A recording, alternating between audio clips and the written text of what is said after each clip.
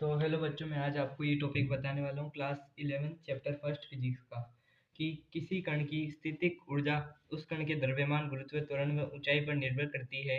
विमीय विधि द्वारा स्थितिक ऊर्जा का सूत्र व्युत्पन्न करें। तो इसमें बहुत कंफ्यूजन भी रहता है, तो ये बहुत इजी टॉपिक है, तो मैं उस हिसाब से बताऊंगा।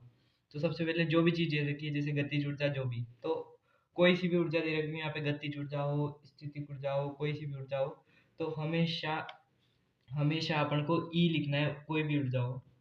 फिर यहाँ पे लगाना है ये वाला निशान, समानुपाती का। फिर इसके बाद लिखना है यहाँ पे कण के द्रव्यमान, द्रव्यमान को कहते हैं एम। फिर गुरुत्व त्वरण को कहते हैं जी, और ऊंचाई को कहते हैं एच। पर निर्भर करता है, तो इन सब के ऊपर जी, वाई और एक्स, ए बी सी कुछ भी लगा सकते हैं, कुछ भी लिख देना है। बहुत सीधा है, सब ऐसे ही होंगे जितने भी ऐसे क्वेश्चन है। फिर अगला है विमीय विधि द्वारा स्थितिक ऊर्जा। स्थितिक ऊर्जा का सूत्र अपन को निकालना है कि क्या सूत्र होता है। तो सबसे पहले अपन को ई लिखना है। फिर कभी भी ये हटेगा, यहाँ पे इक्वल टू का लगेगा, तो यहाँ पे आएगा के। फिर एम, एक्स, जी, वाई, एच, जेड, इसको ऐसे कैसे लिखना है। और के का मान क्या होता है, हमेशा यहाँ पे वन होगा के का मान। तो के तो हट गया, यूँ समझो। फिर हमको स्थितिक ऊर्जा की यहाँ पे बीमा लिखनी है।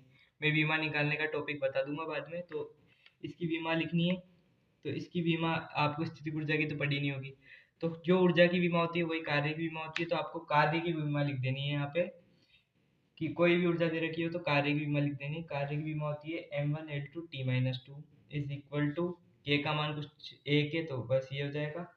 फिर m कितना है, एक, m1, फिर x का x, गुरुत्वीय त्वरण, गुरुत्वीय त्वरण की बीमा मतलब त्वरण की बीमा लिख देनी है। तो l1 t-2, फिर यहाँ पे y, फिर h मतलब ऊंचाई, ऊंचाई किस में मापते हैं, मीटर में, तो मीटर की बीमा क्या होगी, l1। यहाँ पे z लिख देना है। फिर इसको ऐसे कैसे उतार देना है, यहाँ पे m1l2 t-2 is equal to, इसको इससे डिवाइड, इसको इससे मल्टीप्लाई करेंगे तो mx, इसको इससे करेंगे ly, और इसको इससे करेंगे t-2y, और इसको इससे करेंगे तो L2 आ जाएगा यहाँ पर। फिर इसके बाद इसको ऐसे ही लिखना है, m1l2 t-2 is equal to, इसको एक साथ लिख देना है mx, फिर यहाँ पे 2y था ये, तो रुक एक सेकेंड, क्या था यहाँ पे, टू, यहाँ ये टू ही है, सॉरी। फिर यहाँ पे आ जाएगा mx, फिर l,